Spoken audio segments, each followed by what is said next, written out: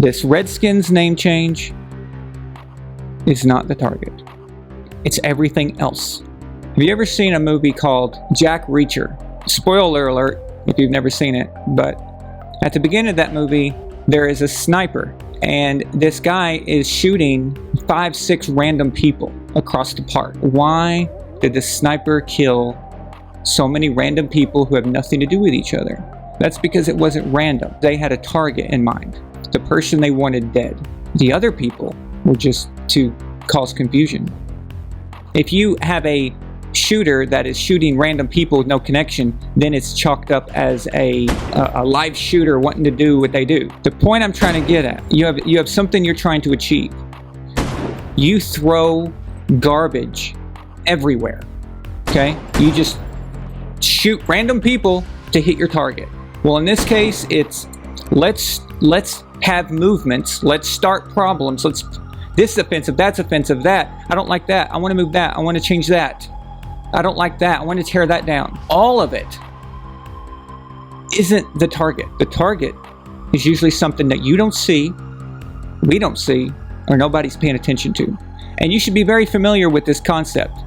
How come every time one of our high-ranking politicians does something wrong, and the next day we have some kind of issue going on and nobody's paying attention to it anymore? It's very interesting, right? So you guys are very familiar with it, even though you probably haven't given it much thought. The changing of the Redskins name, this appeasement doesn't work. There was a Prime Minister of England named Neville Chamberlain. He's a pacifist, more or less. It was very obvious that Adolf Hitler had no intention of honoring anything about the Versailles Treaty, which is a treaty from World War I that was designed to make sure that the world couldn't be taken to war again. That was what it was supposed to be, but that's a different conversation as far as its validity. The point is that Neville Chamberlain wanted to negotiate with Hitler. So he met with Hitler, and what did he do? He gave him what he wanted. Hitler said, I just want this small piece of land that has German people living on it. That's all I want. If you just give it to us, I'm not going to push any farther. I'm not going to go to war. And in Chamberlain's mind, he's thinking, oh, well, that sounds like a good idea. I could give up a little bit of land. I could do that. That's not a problem. It's not a big deal. If that will stop him from invading countries and pushing people, I think we can handle that. Changing the Redskins' name is not the target.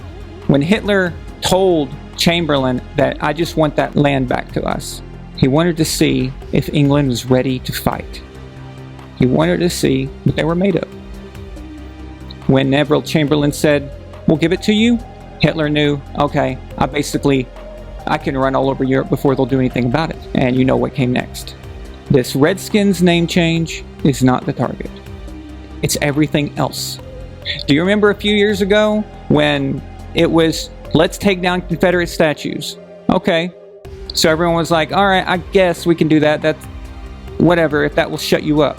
No, it wasn't Confederate statues that they wanted to take down. It was all statues that they want to take down. It's all of American history that they want to destroy. It's all of that. That's the target. And we said, you give them that, and they're going to take the rest.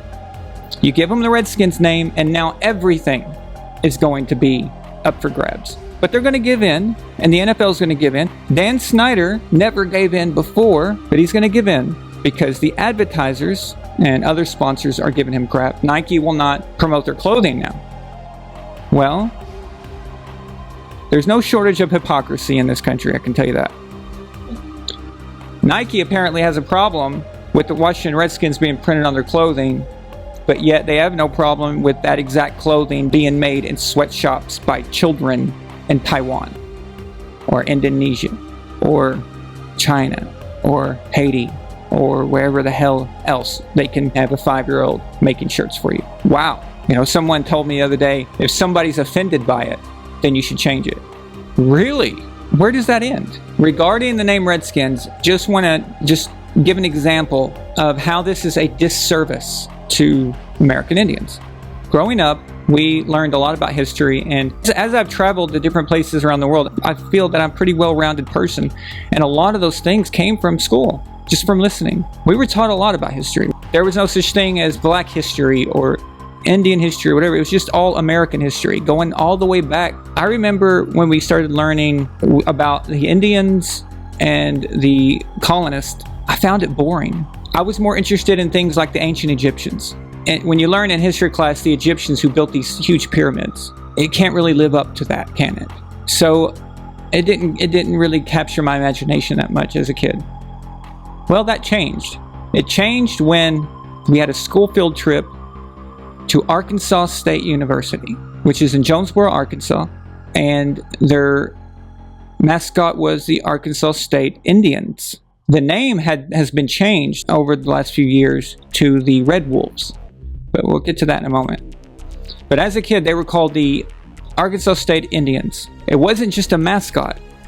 The entire university was dedicated to Indian culture, Indian heritage, which means the buildings were named after terms for Indian buildings and different things. Like cafeteria, I believe, was called the Wigwam. The bookstore was literally in a building shaped like a teepee.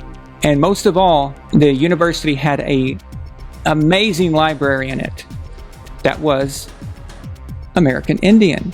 And I saw all this cool stuff. And then it dawned on me, oh, that's pretty awesome. I get it now. All of a sudden, I was interested. And that made me want to look into Indian culture more. The changing of the university, because it offended somebody, has now stripped it of that essence, of that whole, the character of it.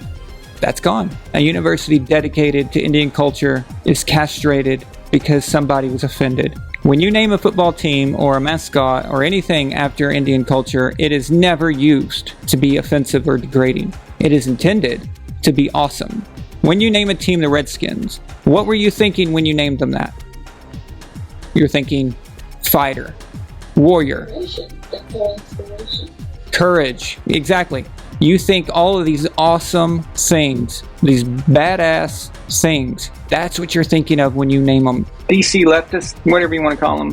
DC lizard people, DC eyes wide shut party attendees, although that's really long.